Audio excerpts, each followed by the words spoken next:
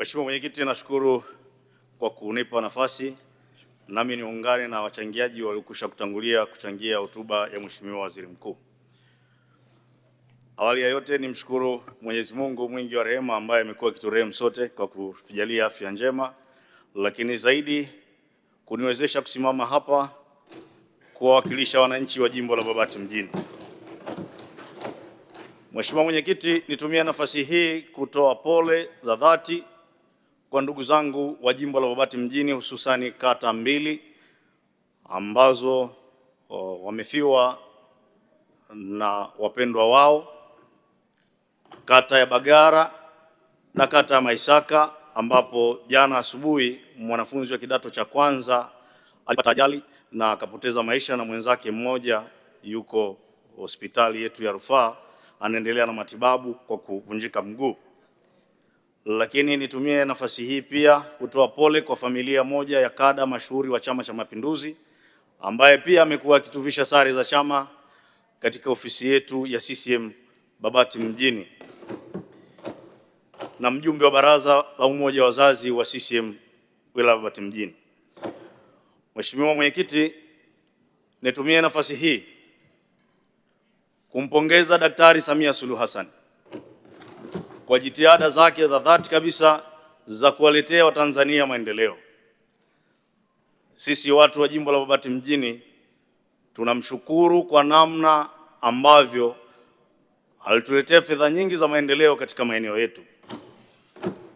Lakini Mheshimiwa Mwenyekiti, nitumie nafasi hii pia kumpongeza Waziri Mkuu wa Jamhuri ya Muungano wa Tanzania ndugu yetu Daktari Mwigulu Lameck Nchemba kwa ziara zake ambazo amekuwa akiendelea nazo nchini, ziara ambazo zimekuwa na tija katika kutatua changamoto za wananchi.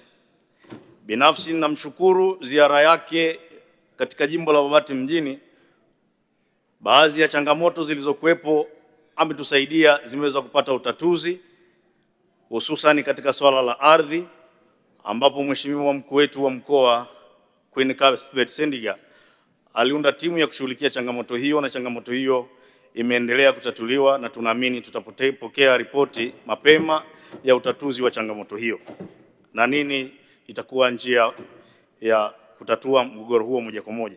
Lakini sambamba na hilo, niendelee kuishukuru serikali katika sekta ya elimu.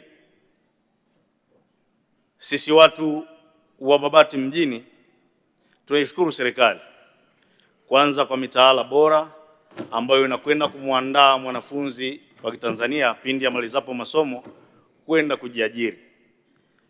Lakini naendelea kuipongeza hotuba ya Mheshimiwa Waziri Mkuu kama ambavyo wenzangu pia wameipongeza. Ni hotuba ambayo inaakisi maendeleo katika sekta zote nchini. Kama hotuba hiyo na yale yaliyomo mle yatapata kusimamiwa kwa weledi wa hali ya juu, basi ni dhahiri maendeleo yatakwenda kuonekana katika nchi yetu.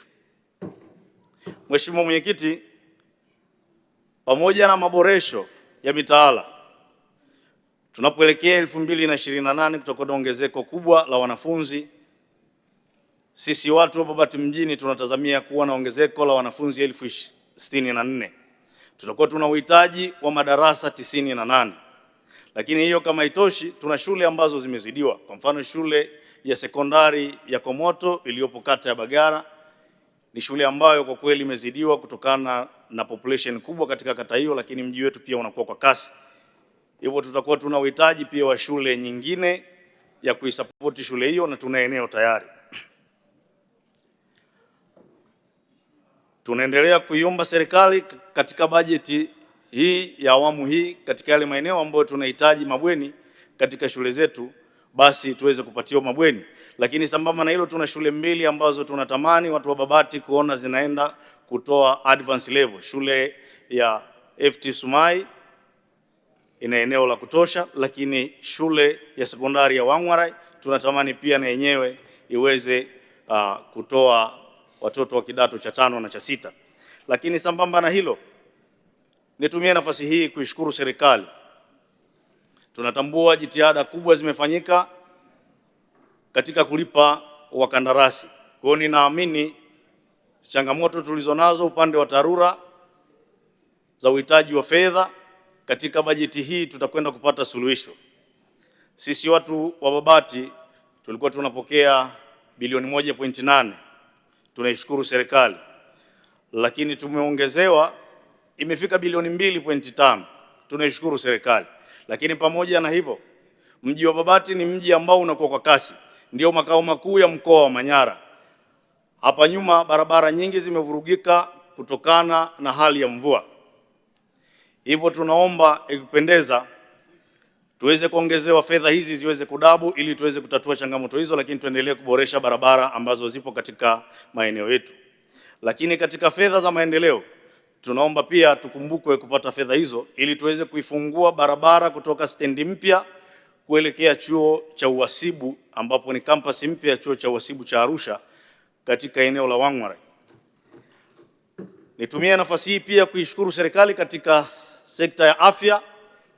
Tumeendelea kupokea fedha nyingi na hospitali yetu ya mji wa Babati imeendelea kuimarika ikiwa ni pamoja na vifaa tiba, lakini na vituo vya afya na zahanati.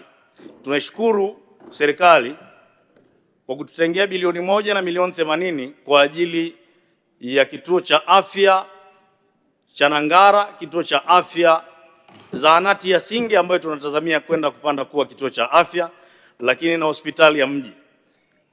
Nitumie nafasi hii kuiomba serikali, tutaandika ombi maalum kwa ajili ya kupata fedha za kuboresha majengo mengine katika hospitali yetu ya mji, kwani serikali imetupa zaidi ya bilioni 12, lakini bado tuna majengo mengine ambayo ni chakavu katika hospitali yetu ya halmashauri ya mji. Ikumbukwe mji wa Babati ni mji ambao unakuwa kwa kasi, hivyo tunahitaji kuboresha huduma ya afya katika maeneo hayo. Lakini niongeze kuchangia kitu kingine katika swala la mfumo wa NeST. Naipongeza serikali kwa kuwa na mfumo wa NeST katika swala zima la manunuzi ya umma.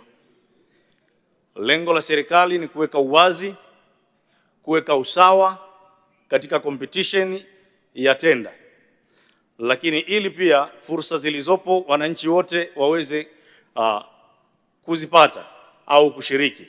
Lakini mfumo huu ni shauri wawe kuongezeko kidogo katika mfumo huo katika kubaini wakandarasi ambao mara pengine wanatenda zaidi ya moja, na wanapopata zabuni zingine wakati mwingine wanachelewa kukamilisha kwa wakati zabuni ambazo wamezichukua.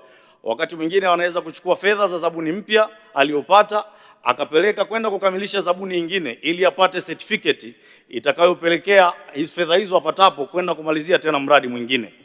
Kwa hivyo niombe serikali kufanya maboresho katika mfumo wetu wa NeST, lakini pia kuboresha mfumo wa TEHAMA ili maeneo yote watu ambao wanabidi hizo zabuni waweze kupata access ya mfumo wetu na kuondoa lawama ambazo pia sio za msingi.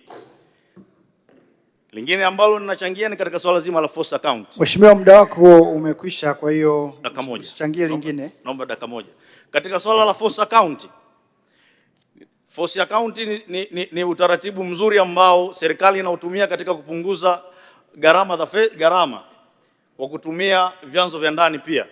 Lakini mfumo huu ninaushauri serikali kuangalia ni miradi ipi ambayo tunapaswa kwenda moja kwa moja kutumia force account na miradi ipi ambayo tunaweza kuwaachia wazabuni, kwa sababu tusipokuwa na monitoring ya majengo au uwekezaji ambao serikali imetoa fedha, ni vigumu kuweza kuona fedha hizo zinatumikaje.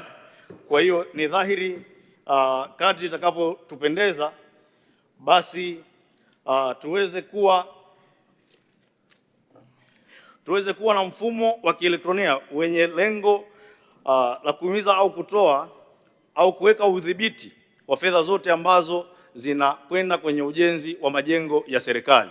Kuwe na monitoring, tusisubiri. Mheshimiwa Kambai, naomba umalizie. Tusisubiri kufanya postmortem wakati mtu ameshakufa. Majengo ya serikali wakati mwingine ni chakavu, lakini fedha zimetumika za kutosha. Hivyo ifanyike tuwe tunafanya ufuatiliaji wa kina ili kuweza kubaini changamoto kuliko kusubiri mpaka tunapofikia mwisho. Asante, naomba kuunga mkono hoja. Asante.